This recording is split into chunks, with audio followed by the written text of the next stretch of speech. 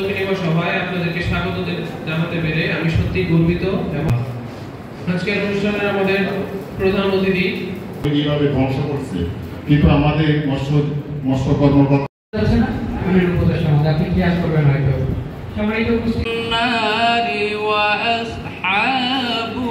মুক্তিযোদ্ধা কুটির চন্দ্র দাস, তাকে মঞ্চে আসার জন্য অনুরোধ জানাচ্ছি।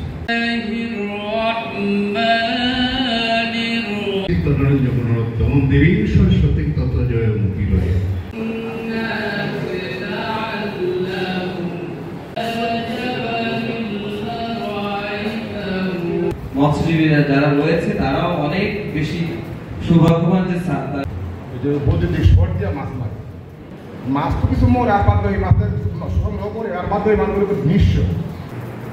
আরও বলেছেন যে এই সমস্ত জাল যেখানে তৈরি হয় অর্থাৎ ফ্যাক্টরি থেকে এটা বন্ধ করা দরকার। ব্যাগ ব্যবহার করতাম না, এখন আমরা বড়লোক হয়েছি, পলিথিন ব্যাগ ব্যবহার করি, পাটের ব্যাগ। এখানে একটা বলে অল ওয়েদার সড়ক। অল ওয়েদার মানে সারা বছর চলবে, সব মৌসুমে চলবে। কিন্তু আমি দেখলাম যে সেটা পুরোটা না, আপনাদের 3টা উপজেলার জন্য হয়তো সংযোগটা হয়েছে, কিন্তু অন্য জায়গার জন্য পুরোটা হয়নি। তার মানে সেই অর্থে অল ওয়েদার না, হ্যাঁ, সবার জন্য না।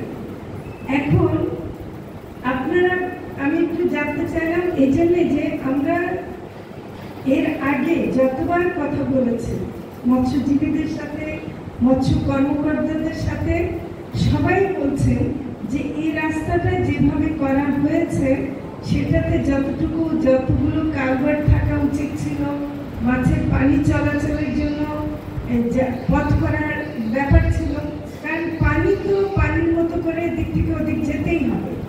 এটা আমি চাই বা না চাই সেটা না, পানি যাবে এবং পানির সাথে মাছও যাবে। আমরা গত 1 বছর ধরে গবেষণা করে মৎস্য কর্মকর্তারা দেখিয়েছেন যে কোন জায়গাগুলো, কোন পয়েন্টগুলোতে মাছের ইয়েটা বেশি, চলাচলটা বেশি, তারা সেগুলো দেখিয়ে দিচ্ছেন। আমরা সড়ক মন্ত্রণালয়কে, সড়ক উপদেষ্টাকে অনুরোধ করেছে এবং তারা কিন্তু একটা গবেষণা করছেন, সম্ভবত আপনাদের অনেকের সাথে কথা বলেছে এবং সেখানেও তাদেরও মত যে এখানে পানি চলাচলের রাস্তা আরো করা দরকার। এখন একদিকে বিজ্ঞানী কাজ করবেন, একদিকে ইঞ্জিনিয়ার কাজ করবেন, আরেক দিক দিয়ে আপনারা আছেন যারা এটার জন্য ক্ষতিগ্রস্ত হতে পারে। তো সেদিক থেকে আমরা বলছি যে এখন অনেকগুলো কালভার্ট আরো বাড়াতে হবে। এটা ঠিক আছে?